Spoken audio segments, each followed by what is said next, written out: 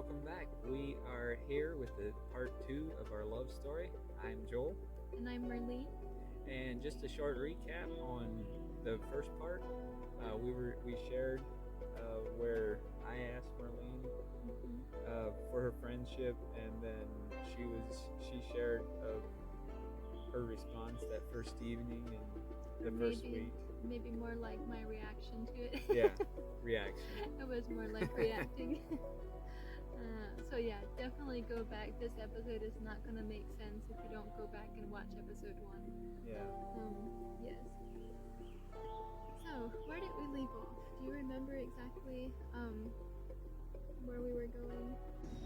I'm interrupting this video to say that as I'm editing, I realized the audio is not very good on here. It was actually a big disappointment, and I've let it sit for a couple of weeks now, and I've gone back and forth, should I or should I not upload it? So I have decided to upload it, but I want you to let us know in the comments if the audio is too bad. We will simply need to refilm, and this time we did grab some little mics, and so hopefully this will be the end of our audio issues. So yeah, let us know below, and I apologize for the audio. Oh, I think we left off the first gathering we were at together after you asked. So you asked on a Tuesday night. I'm shocked by it, and I'm thinking never, like, I just want to cut it off right away, because in my mind it would never work out anyway. And so why not? Like, I just want to spare the pain of starting and then having to stop. So the first get together we did after you asked me on a Tuesday night was the Saturday at the skating, right? And so unknown to him, I had already written him a note. I had I don't know, maybe it was cowardly, I don't know, but I didn't want to face him with a no. And so I just wrote him a note kindly. I did not want to hurt you, but I just said it was simply not what I felt like I would be ready for at all in this season. And I gave my dad the note, and he said he would take care of communicating with you, since you had been communicating with him previously. That's also something we shared in the previous episode, is you had been talking to my parents for like over a half year already about this. Anyway, I just wasn't aware. Yeah. So back to the skating. I remember being together that day and feeling very uncomfortable with like, how's this gonna change our the dynamic of our relationship, because we had always like spent time together. Our family spent quite a bit of time together. It was just such a shocker to have to process through this thing of like, oh, I had no idea he noticed me in that way, or yeah. And it wasn't really what I was wanting. It's not like I was, it just, I was happy where I was. I shared that in the other, I don't have to repeat myself on everything. But I go home from the skating and I'm like, boy, oh boy, is this going to be miserable for a while. Something that I did mention when I told him no is, if he still feels that way in a year from now, which, poor guy, he's already waited 8 months since first talking to my dad about it. He can try again if he wants to, like he can check in, but I'm not like, I'm sorry, but there's just nothing here. Anyway, we go home, and I knew it was probably gonna be a hard year, just like we were together every week, a couple times a week, so I knew we were gonna be seeing each other all the time, since we were church and youth and everything was together. Anyway, and so I'm like, I'm beginning to realize that this is not necessarily an easy choice either. Like, even though it seemed like the easiest thing to do was just cut it off. And so that's what I did, or that's what I thought I did. I go to church the next day. Like I mentioned, we're at the same church, and we're in the same Sunday school because the youth are together. And I've already given the letter to my dad. He's taken care of giving it to you, and it's off my shoulders. Relieved, right? And so during Sunday school, I'm just doing my thing. Everything's normal, and he starts speaking up about something. It was totally like related to the lesson. It had nothing to do with us. but I remember it getting my attention. I'm a little bit distracted because I think we might have some visitors. Anyway, we'll stop if they get too close. Anyway, in my mind, I just, like, it seemed like it got my attention. It's not like I had never heard you speaking about spiritual things before. It was just, I described it to some people like this. I said it almost felt like God literally pushed me on my elbow. Like there was nobody physically pushing me, but it was almost like I got this heart nudge on my side, and it was like, girl, you should at least give that guy a chance. Like, he's actually sincere. Even if you can't see your way through it or you can't see it ever working out, like, you should at least give him a chance just because he's actually sincere. And you're here laughing away, and I'm in distress, not kidding you. So we finished Sunday school. I can't even remember what the topic was about or anything like that. I don't remember any of it. I just know that I felt convicted for just writing him off so soon. Because it wasn't really that I had anything against you, honestly. It was just, I just didn't feel like it would be the thing, like, that would ever work out. So anyway, I get up from Sunday school and we go back to the foyer. We have a couple minutes or seconds before we get back into the sanctuary for the remainder of the service. And I knew my dad was giving it to him probably promptly after the services. At that church we had segregated seating, and so for me to be able to talk to my dad without making it super obvious, for me to be venturing over to the men's section was like, yeah, that was not exactly what I was willing to do. And so I made this deal with God in my mind. I don't know, maybe it wasn't the right thing to do, I don't know, I was desperate. And I said, if you want me to reconsider with Joel, I need for you to provide me an opportunity to talk to my dad before the service is over. So I'm in the foyer and I'm looking around. He's not out there. So I'm like, I don't have a chance to talk to him. Like, there's no way I can get word to him without being super awkward, whatever, after services, going to the men's side, which you don't do usually, and making it, yeah.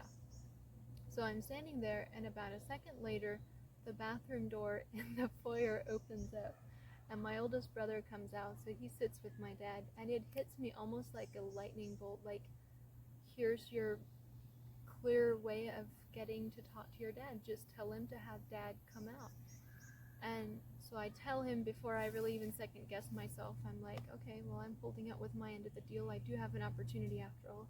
So I tell him to tell dad, come back and meet me in one of the classrooms. He does that, dad comes back, and I am feeling so stupid.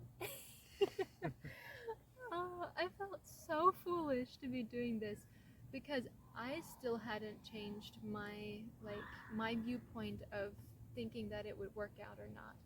So dad comes back and I say, I believe you're not supposed to give that letter to him, the letter that says no. And he just looks at me, doesn't really say anything, and he was kind enough not to ask questions because at that moment I had no answers. I did not know. I was probably more confused than ever.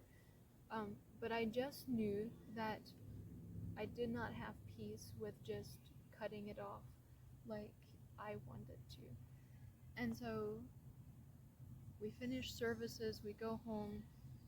That afternoon, again after my siblings are in bed, I go to my parents and they're like, so what are you gonna do? And I think I'm almost crying at that point. I said, I don't know. I literally don't know.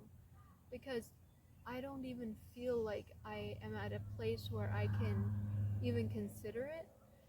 But at the same time, I so clearly felt that day that I'm not supposed to just cut it off like I am doing. So I go back about my life for another, I think it was another week, and I'm obviously wrestling, struggling, praying, trying to focus on school, getting frustrated that something else is distracting me, and I don't know. You think it's funny, It's not funny. I mean, Yes. no. Now I it is. I think it is. Now it's funny, but trust me, it was not. Um, one evening after school, I'm heading to town, probably just school supplies or something like that. And as I'm driving down the road, the sun is just setting, and so I'm just enjoying the drive. One of those quiet moments where you can just kind of tune out from the rest of life and just soak in the moment. I don't remember, was I listening to worship music or anything like that? I don't remember, but I just realized that suddenly, as the sun was shining there, just before it set, and as I was driving, it was not an audible voice. I don't even know how to describe it exactly, but I just very clearly heard that if I'm willing to support Joel, God has a plan for us. Support as in, like, at least follow um, follow through with what he's asking as far as starting a date, like a relationship, and at least see where it goes, like support him. And yeah, so based on that, I was still like wrestling and grappling with questions, and I didn't know. I truly didn't know why exactly. um I decided I would tell him yes. I think it was another couple of days or a week, because by the time I got back to you with my answer, it's like almost 3 weeks have gone by. 2.5, 3 weeks. Between 2.5 and 3 weeks. What are you thinking during all this time? Like, have you given up on me at this No, point? I have not given up on you. I was still convinced you're gonna say yes. I was convinced you're gonna say yes, with just that little bit of I don't know what you're thinking. But I wasn't really worried at all. And then finally, um, she lets me know she has her answer and wanted to meet up with me somewhere. And so we finally met, and well, she says, I'll give my consent, but I'd like to wait till school's out. So that was end of January, and her dad had asked me to wait, or I talked with him at the end of April for the first time. The previous year. The previous year. And so he asked me to wait till January 1st to ask her for her friendship. Now I get her answer end of January, and she wants to wait till school's out because she was teaching school.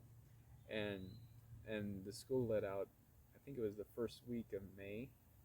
Yeah. So the first week of May comes, they had their last day of school, they had their program several days later, and in my mind I was like, I'm gonna wait till after the program. Um, the school always does a year-end program where the students give a program, but I was at the program, and I was gonna do whatever I can to ask her that night. So in private, how do you do that with a building full of people? Yeah. Her classroom was on the back side of the building with a door going out the back. And what I ended up doing was, or the strategy I used was, I asked my sister to go into the classroom and ask her to go out the back door. And then I went out around the front. And yeah, and then we met behind the building. Yeah. To plan our first date, just to fill in a little bit, if that's okay. I know we need to hurry up a little bit because I'm getting way too long-winded. There's too many emotions attached here to really know exactly where to stop and start. But during this 3 month period, how many months? Like February, March, April, May. So about 4 month period from January to May. We hardly have contact. We see each other all the time, but my desire was to have things like cut off completely, like not even text or anything like that until I'm done with school, and then I'll focus on it. And so you were gracious enough to grant me that. We did have a little bit of contact early on, and then I was like, I need my space. My students are too priceless to me to be focusing on starting a relationship, and also it felt like it wouldn't be doing justice to you to still be in the throes of teaching in my first term. If it would have been a second term, maybe it would have been easier, and that was just my preference. It's not like it was a requirement or anything. So yeah, I get to the end of the school year and I'm like, he's probably coming back to me shortly. And so by that time, I'm actually getting excited. I think once I finally just surrendered myself to considering it, I was able to rationalize more, and I actually did start to notice the handsomeness and like the attraction did start to come. I think once I let go of some of the fear and the trauma that I was still hanging on to, I actually started seeing hope for us.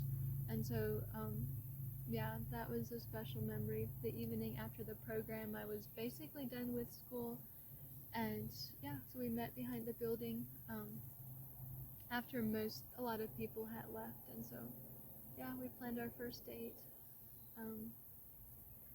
which was the program. Sunday. We planned that on a Wednesday night, and so the following Sunday we had our first date. Yeah. Do you want to say how that was, or how we did it? This is probably going to be another can of worms for a lot of people. Yeah. But we had a different dating life than probably most of the people watching this. Yeah.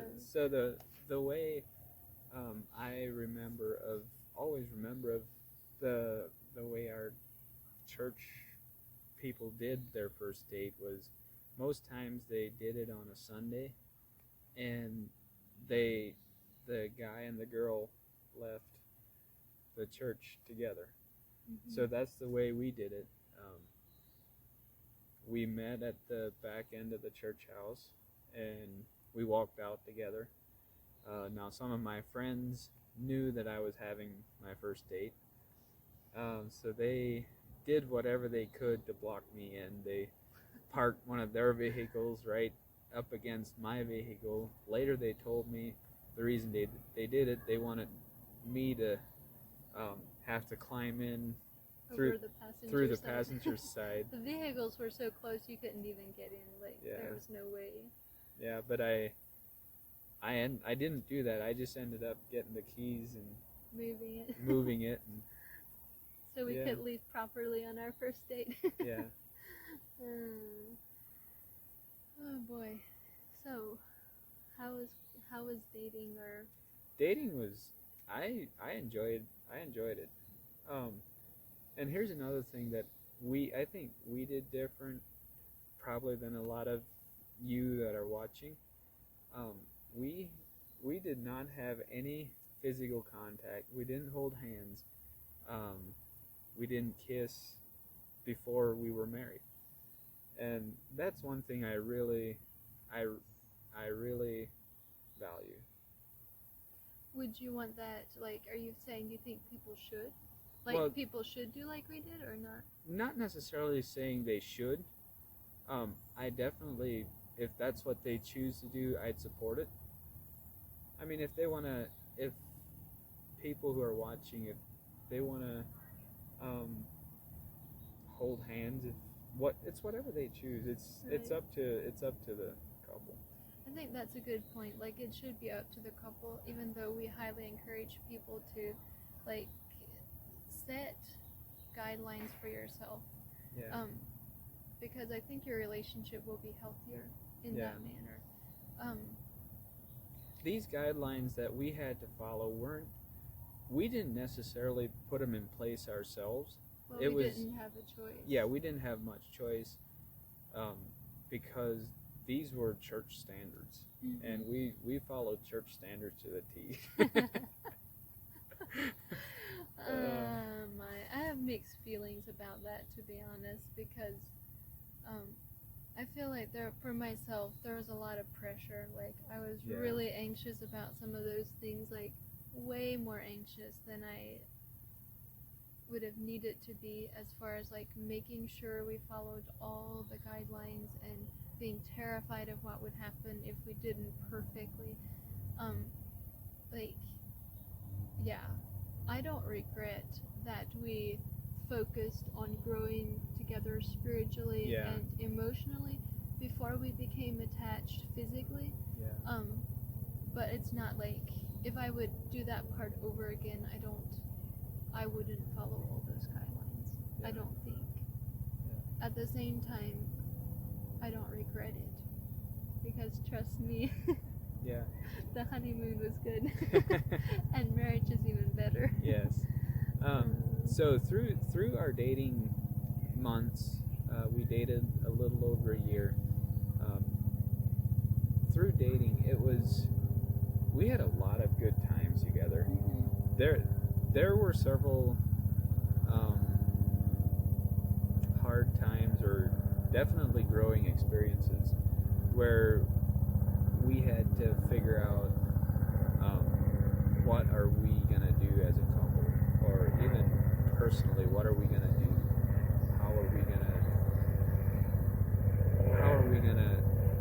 What values do we have? Right. There's this helicopter going. We should probably wait a bit. Okay. So I think the helicopter is far enough now that it won't affect the sound. So what should we touch on yet before we wrap this up? Our engagement. We didn't talk about our engagement yet. We have to get to the place where we're finally ready to tie this knot. So I was obviously thinking about marriage, I guess all along.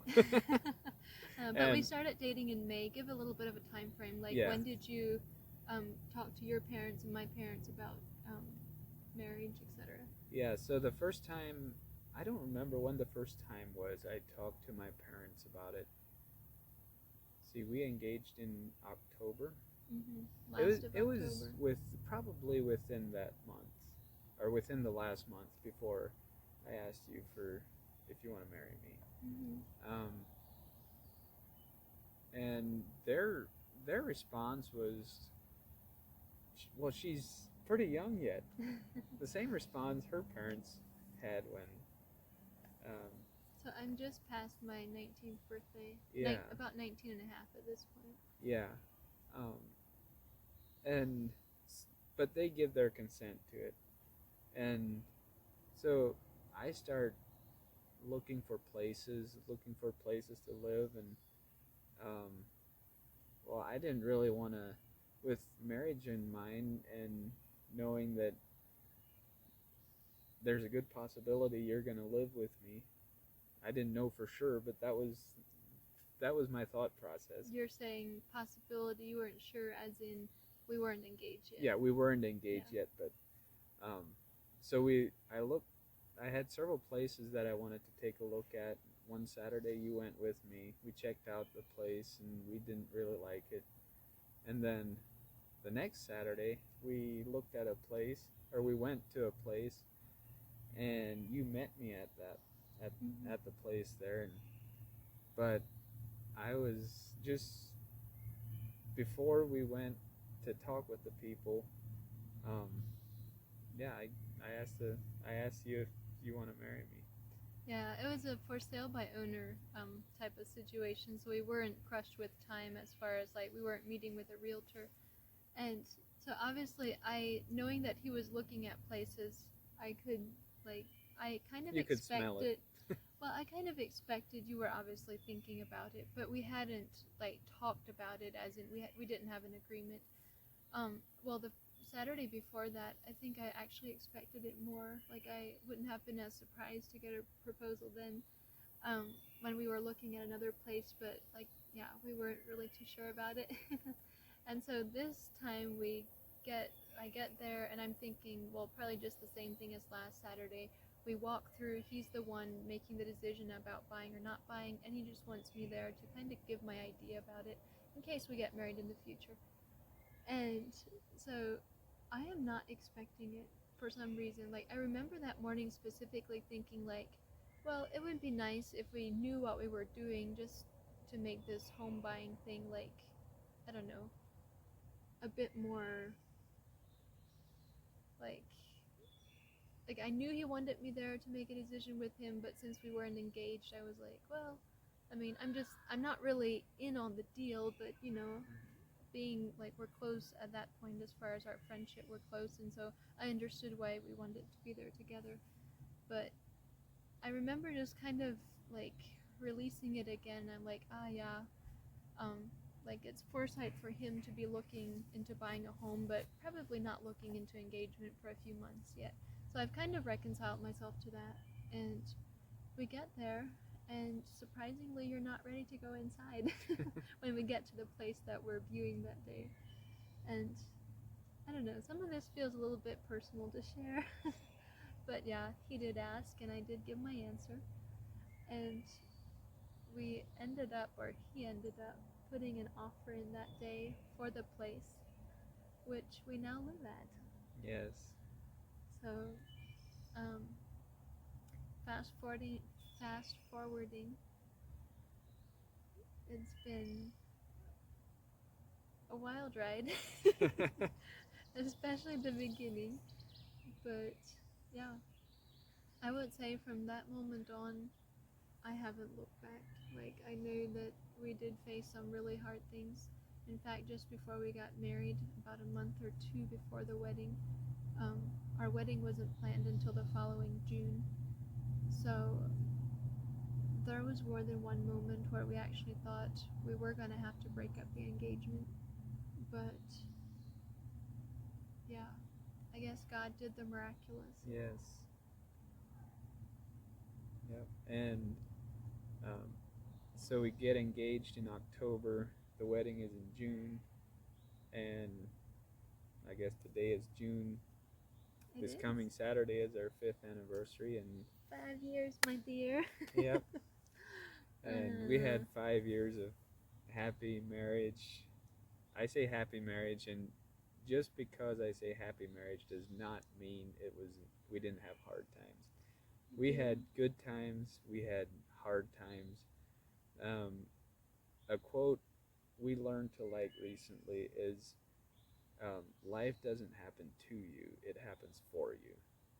And so that takes care of that victim mentality. When hard things happen, I love that.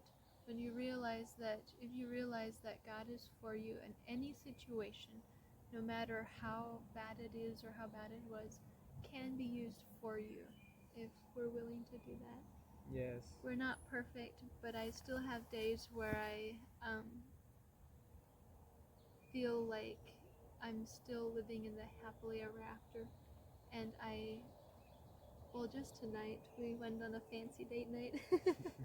Fancy for us anyway. And as we're driving home, I'm just, asking you, like, how did I end up with such a good life? Like, truly, I am very blessed to have you. And I'm so grateful that we get to celebrate the goodness of God. And I'm just so humbled by your faithfulness and your love. Thank you. Because truly it was your idea, not mine. Thanks for joining me on this journey. Yeah, well, really, obviously, what I heard that evening in the car about if I'm willing to support you, God has a plan for us. And from what I can see in the past 5 years, from my human perspective, I would definitely say that has been true. Yeah, I agree with you.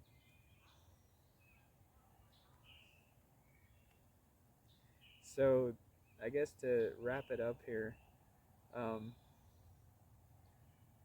the guys out there, I guess be patient if it takes a year till you get your yes, or till you get to go on your first date.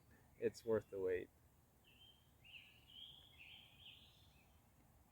I'm glad you waited. Okay, well, I pray that you are feeling blessed in the story that God has for you, and hopefully this is an inspiration. I know I always love listening to other people's stories, so if you've stuck around this long, I'd say hats off to you. Yes. And we thank you for watching, and just live your life to the fullest, one day at a time. And if you have found this helpful, like and subscribe, and if you know of someone that would have an interest in it, feel free to share it. Okay, bye-bye.